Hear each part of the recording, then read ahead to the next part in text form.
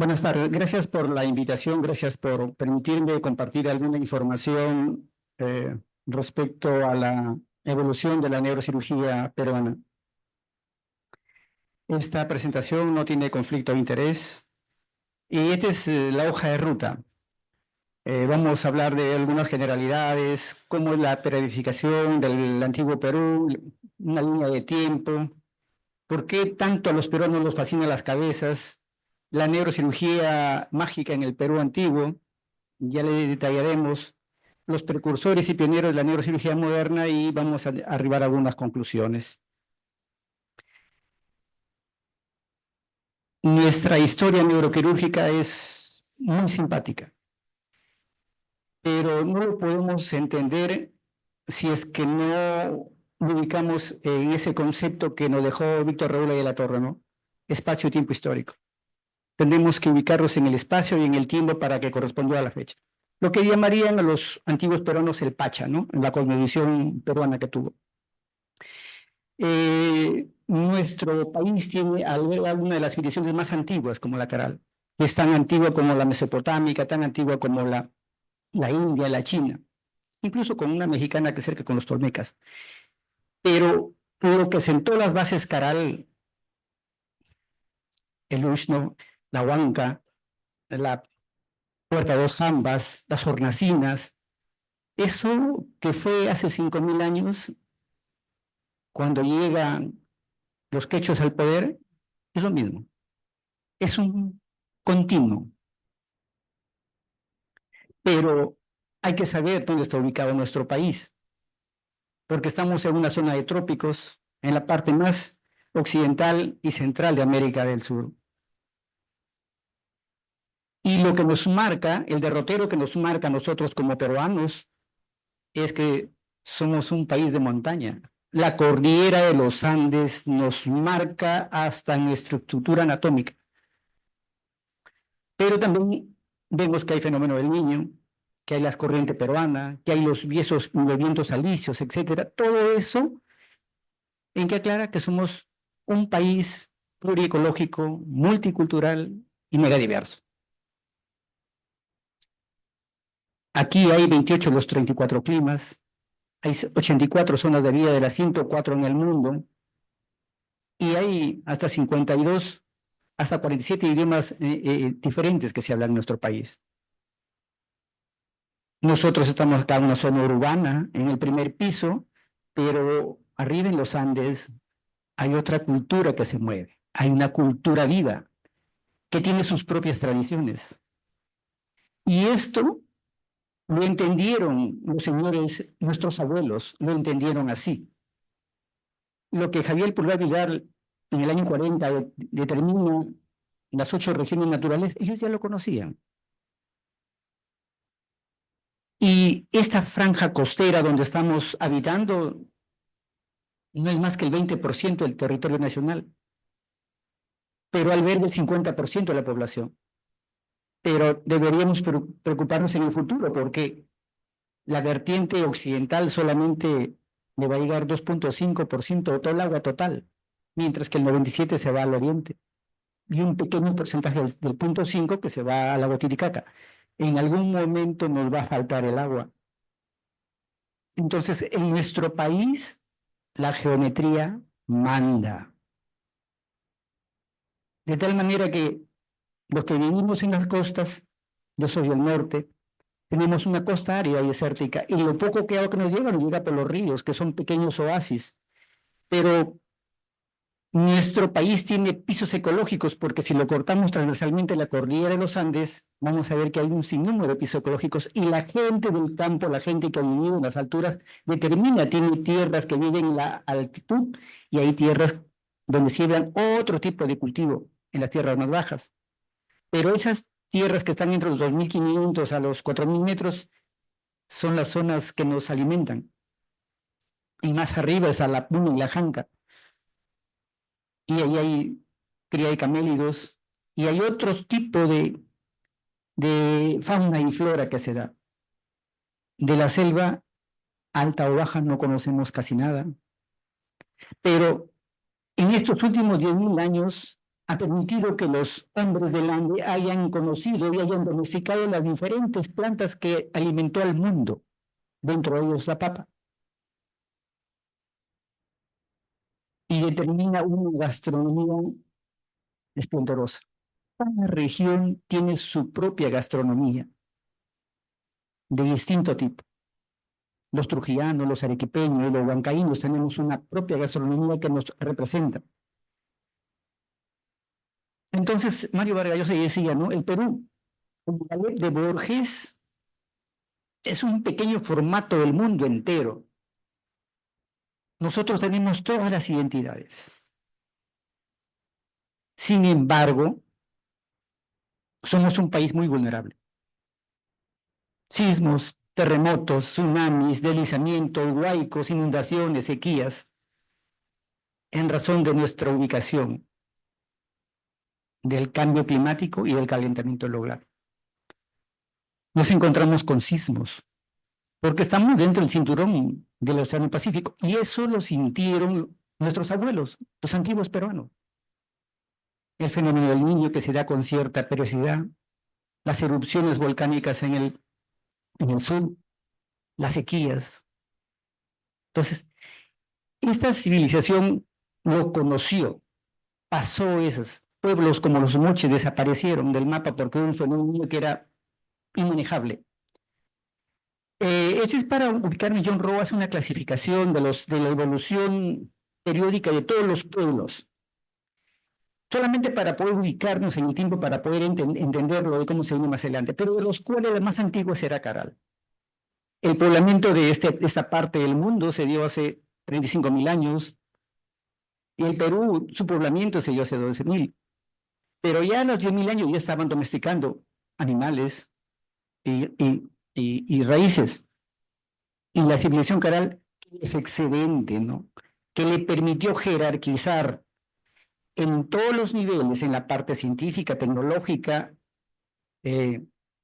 política, social, pero que nosotros, para ese tiempo ellos no sabían esas cosas, esos términos que ahora lo acuñamos, ¿no? Pero ellos ya sabían, esa civilización, cómo manejar la cuenca del río Supe, ¿no? Desde la parte bien que está en Supe hasta la selva. O sea, ya entendían que era lo que se quiso en algún momento hacer en Perú, la regionalización, que tiene más sentido. Entonces, todo este tiempo, ¿no? Esos de hace 5.000 años que hay las primeras civilización con Caral, hasta Machu Picchu es un continuo, nada más. Esa interacción se dio en todos los niveles, a nivel local, con intercambios, con hegemonía política, y tanto es así que los pueblos más antiguos como Caral Ruchadi sostienen, ¿no?, que lo que se generó en algún momento en una zona netamente regional, cuando viene Chavín se hace un poco más extenso, cuando viene Huarintiahuanaco se hace más extenso, hasta que cuando llegan los quechuas. Y estos cambios climáticos tienen en relación con las culturas, cómo se ha ido desarrollando. Porque hay cambios climáticos fríos y hay cambios climáticos que son altos. Y en los fríos se han dado los pueblos panperuanos. Caral, Chavín, Huarintiahuanaco y los incas. Otro elemento importante que hay que tener en cuenta es este sistema de caminos, tambos y ferias que lo constituye el Capañán. Sin el Capañán no se hubiese dado la conquista del Perú y tampoco los quechuas hubiesen conquistado todo lo que hizo Huayna Cápac, que llegó hasta Ecuador. No se hubiese dado. Pero estos se han ido formando, ese Capañán tiene más de 5.000 años. Nosotros conocemos la parte transversales, pero es una red inca inmensa. Ahora, otro elemento importante, hubo sacrificios humanos en nuestro país, porque nos cuentan una historia edulcorada.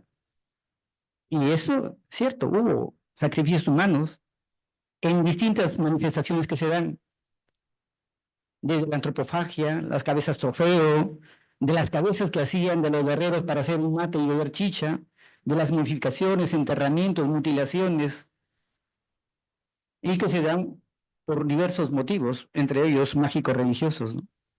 Los Tupisniki lo hicieron hace más de 2000 años, los Echín, los Moches, habían sacrificios humanos, los Chimús, esto reciencito, es del año, mi paisano Gabriel Prieto Brumester ya se ha descubierto, ¿no?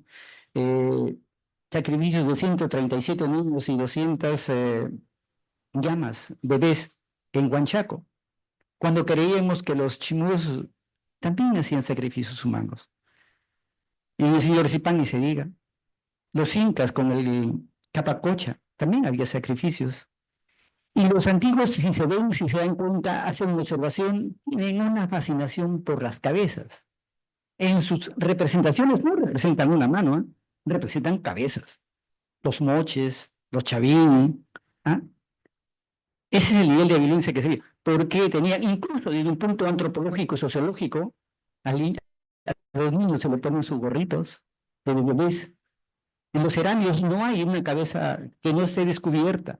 Todas las cabezas están cubiertas. Miren los ceranios, las gorras, los sombreros en los pueblos que usan, ¿no?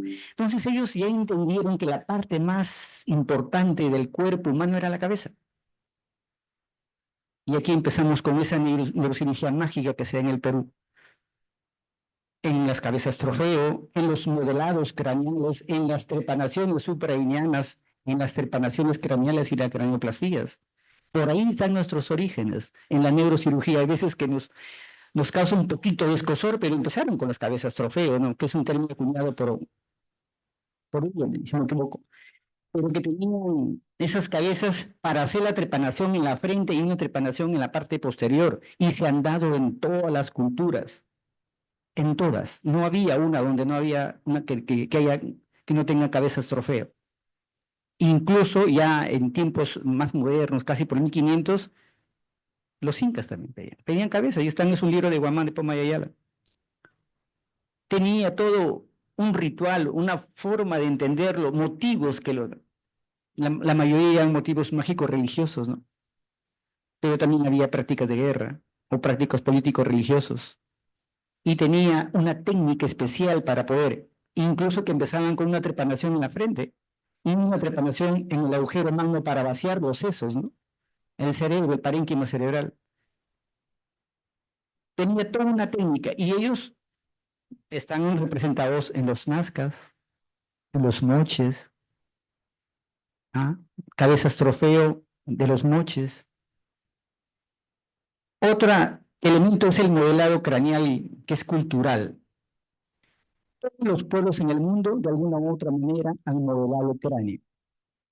En nuestro país no escapa eso, porque se viene desde que se cruzó el estrecho de Bering, donde de manera artificial se cambia la forma del cráneo.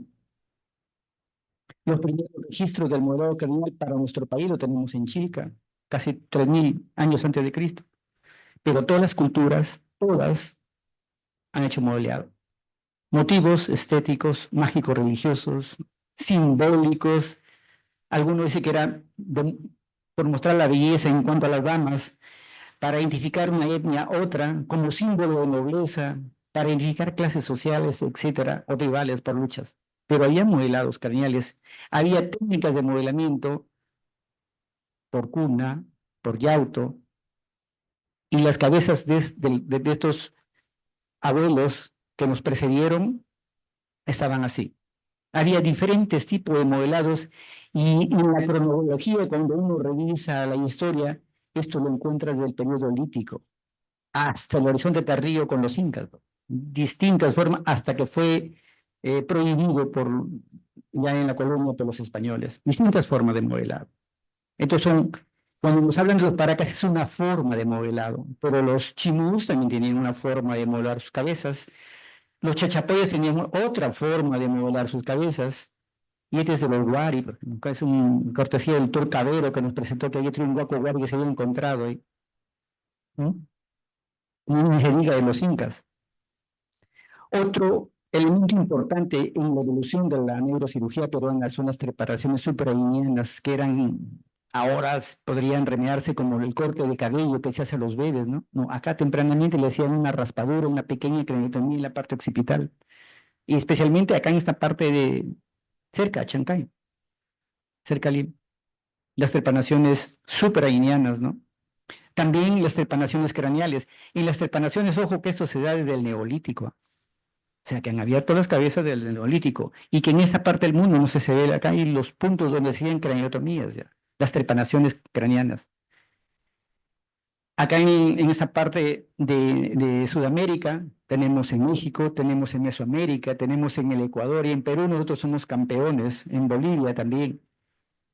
Y hay registros de Bolivia, pero lo importante es que vean esos puntitos azules que ven ahí, todos han sido centros de trepanación en el Perú. O sea, no solamente fueron los Paracas, todos. Ha habido centros en Lambayeque, ha habido centros en Amazonas, en Chachapoyas, en Ancash, en Lima, en Arequipa, cualquier sitio. Por eso le decía que esto no es más que la evolución de lo que empezaron nuestros abuelos y continuaron, lo aprendieron. No había exclusividad, ni en Cusco ni en Paracas, son tiempos distintos, ¿no? Pero no hay más información al respecto porque los cronistas, ni Garcilaso de la Vega, ni Guamán Pomayal hablan de esto. No hay nada. Solamente lo sustentamos en los hallazgos, en los pictogramas que hay como fuentes históricas, o en el Tumi de Chambi, o en el Gaco Morales Macedo, o en el Tumi de Anse, que no está en Perú, está en Alemania, pero que apareció en los moches, o lo que se encontró en los trabajos de Tello, ¿no? En los bisturís de obsidiana, los tumis, pero se dice, y Tello lo sostiene, que hay, hace 3.000 años se dio la primera trepanación por los chavín, pero no hay registro, como digo, no hay escritura. Y ahí, pues en todo, en Cusco, en Tiahuanaco, etcétera, ¿no? Esto es una trepanación de los chachapoyas, que tienen unas características especiales, ¿ah? Cada trepanación, y esto se ha dejado de estudiar en Perú. Hay toda una línea de tiempo que han estudiado desde la época de Samuel George Morton, me parece que es, que empezó, que encontró un cráneo de Pachacamac y lo llevó. Después hay uno en el Cusco de Squire. Pero así todos nuestros maestros que nos precedieron estudiaron a esto. Y los últimos fue don Fernando Cabieses, ¿no? Pero todos dan en cuenta que independientemente de las cosas, en esta parte del mundo se hizo las mejores trepanaciones. Y estos son tiempos, por ejemplo. Tiempos donde acá está registrado, esto es un trabajo de verano, donde dice que en la costa sur, en una época, en Huarochirí, en Cusco, en Titicaca, en Cajamarca, en la Sierra de Chachapoyas, en la costa central, había centros. Pero el último que han descubierto está cerquita, cerca de Lambayeque. Han descubierto un ajuar de un neurocirujano de la fecha que tenía todo su instrumental. Y estos son los tiempos como se han dado, desde el adolescente temprano bien antiguo hasta el adolescente tardío, todos los centros neuroquirúrgicos que existieron como tal. Y cada grupo tiene sus particularidades, porque es distinto la trepanación que hacían los Paracas, distinta de los Huarochirí, distinta de los Chachapoyas y muy distinta de los cusqueños. Tenían ciertas peculiaridades que por tiempo no nos vamos a detener. Pero hoy, este es de la fase canal por raspado, por ejemplo. Este es por la técnica del uso, que lo vemos que es de Huarochirí. ¿Ah? Este es del área cusqueña. Lo importante es que si esto, si bien es cierto, se inicia como un humanitamente mágico religioso en su momento, por tener el amuleto del cráneo de ese guerrero caído en batalla, por último la trepanación craneal se va haciendo un elemento terapéutico y es para los traumatismos cráneoencefálicos, para las fracturas. El resto podemos imaginarnos, podemos tener una idea clara. El hecho concreto que sí se ha dado es para trauma, pero el resto que puede tener razón, pero es discutible. Y hay cráneos trepanados en todo el Perú y las guerras nos caracterizan a nosotros. Aquí de los moches, distintas tipos de lesiones. Acá he tomado algunas imágenes del doctor Paico, ¿ah? Estos del Museo del Arco que hay, donde están todas las armas de guerra que había. Entonces, las trepanaciones, este acto quirúrgico, que en algún momento se empezó, como le digo, como un tema netamente religioso, en el tiempo evoluciona y en el tiempo se hace para tratar los traumatismos cráneoencefálicos, ¿no? El Jampi Camayor, ojo, el Jampi Camayor era un médico de nobleza, no era para el pueblo, era para la élite gobernante. El que estaba cerca del pueblo, de los rumas, eran los Camasca o los Oncoyo, que eran médicos del pueblo. Y ojo, que la clase más inferior no lo podían mirar al Inca directamente. Ellos tenían sus propios. Y los cirujanos sangradores eran los CIRCA. Entonces, ellos han hecho, el Jampi Camayo Moche, por ejemplo, acá hay los Camasca, las curanderas Moche que había, y los hechiceros para la gente del pueblo, porque se trabajaban con hechiceros. Y el resto del teatro, este tema bien que nos hablan es que en la imaginación de quien escribe los relatos, porque nos podemos encontrar con literatura que había en teatro operaciones que no lo conocemos porque no hay escritura. Pero sí hay que tener en cuenta que sí ellos conocían las plantas medicinales y las plantas enteógenas que están en sus grabados. Y esto viene de Telocaral. Ya conocían las plantas medicinales de uso medicinal, el cactus, la coca, las semillas de amal, etcétera, ¿no? Pero lo que más resalta es que desde la antigüedad, desde el periodo bien precerámico, conocieron el floripondio, la ayahuasca, la chacruna, la huilca, el samperio, la chuma, y esto hay registros. Por eso que tal vez el trabajo anestésico lo hicieron una anestesia balanceada, ¿no? Entre coca, chicha y plantas enteógenas, porque esto está escrito con natura. Entonces están en los obeliscos, están en las gráficas de los hallazgos arqueológicos, todas estas drogas enteógenas que les he mencionado. La más conocida es el San Pedro o la Huachuma, ¿no?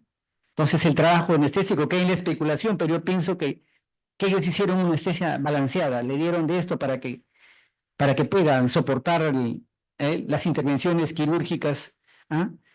Y se habla mucho de la zona preparatoria, pero lo que se ha encontrado son estos, ¿no? En los destierros que hace Tello, ¿no? Los cuchillos, los apóstoles, las vendas, los paños que hasta ahora se usan, ¿no? Y el resto ya no quedamos para imaginarnos, porque hay instrumental. Este es que le comentaba, el año 22, ¿cómo se llama? La National Geographic publica la tumba de un neurocirujano de trepanación del agua a las ventanas en el bosque Pemac de la cultura sicana. O sea, había en todo sitio. Instrumentales son conocidos, a la obsidiana, el tumi. Tumi tenemos hasta para regalar, de todas las formas habidas y por haber. De la hemostasia no podemos hablar porque queda, como le digo, en un terreno especulativo, pero sí se refiere que podrían haberse tratado. De la técnica lo mismo, como decía, la técnica cambia.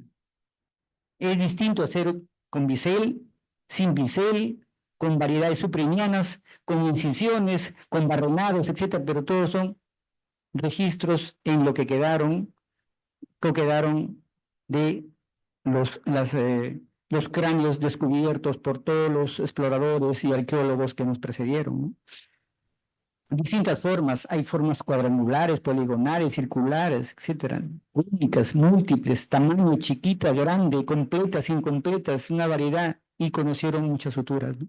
Acá de cerca está el Museo a mano, donde están la evolución de la sutura de los hilos, que conocieron esta parte del mundo. Más importante que los metales era el tejido, en la textilería era más importante.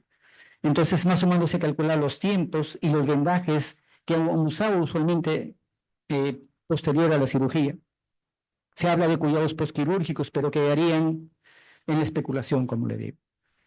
Sí registran que eran infecciones de las heridas, inflamaciones óseas, osteomielitis, muerte incluso del enfermo. La evolución postoperatoria que se conoce, pero los resultados cuando comienzan a compararse las series investigadores extranjeros que han venido a esta parte a investigar se dan cuenta que hubo un resultados quirúrgicos que eran totalmente aceptables y había signos indirectos de sobrevida. Verano, por ejemplo, año 2003, revisa 800 cráneos y dice que sus resultados son increíbles cuando lo comparan con la guerra de secesión de los Estados Unidos. Curín, la autora Curín, igualito el doctor Kush. Las craniopatías también se dieron con hojas de coca, con manto de calabaza, con placas, etcétera, con hueso, ¿ah? Con planchas de oro, etcétera, ¿no? Y cuando viene el encuentro de dos mundos, esa que a veces tenemos hasta miedo a hablar de esas cosas, un encuentro de Pizarro y Atahualpa, cambia todo el panorama. ¿Por qué? Porque en la colonia no se hizo neurocirugía, ni en la República. No he encontrado un registro que hayan intervenido en ese lapso de tiempo. Entonces tuvo que pasar más de 400 años de silencio neuroquirúrgico hasta que cobró vigencia. Y aquí tenemos el doctor Casanita, que es un precursor de la neurocirugía peruana, pero quien sentó las bases acá de la neurocirugía peruana, independientemente de nuestra posición que tengamos afectiva o política, el doctor Mauricio Dávila Mauril fue el que funda el primer servicio de neurocirugía en el OAIS en el año 40 y en el hospital de policía, donde trabajaba. Posteriormente vendría don Esteban Roca, don Fernando Cavices, que sentaron las bases de la neurocirugía peruana y que tenemos que reconocerlo. El 38 aparecen las sociedades neuroquirúrgicas, la triple, ¿no? La psiquiatría, neurología y neurocirugía, hasta que en el 80 nosotros nos independizamos y tenemos una sociedad científica de neurocirugía. Bien, como decía, nosotros tenemos 4.000 años de evolución de la neurocirugía peruana, de la neurocirugía en el Perú. Entre hace 3.000 años fue la filogénesis neuroquirúrgica. Después hubo un silencio neuroquirúrgica en la colonia y la república. ¿Qué fue la Santa Inquisición? ¿La extirpación de idolatrías? No lo sabemos. Pero hubo un silencio hasta que el año 40 Mauricio Dávila Muriel sienta las bases de la neurocirugía y se hace entre don Esteban Roca y Fernando Cayeses, se hace un sincretismo entre lo peruano y lo extranjero, porque ellos vinieron de fuera, formados, y aquí sentaron las bases de la neurocirugía, que hasta ahora está en crecimiento.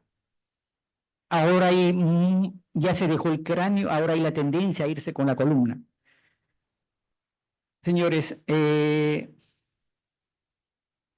la neurocirugía en el Perú se inició hace 4.000 años.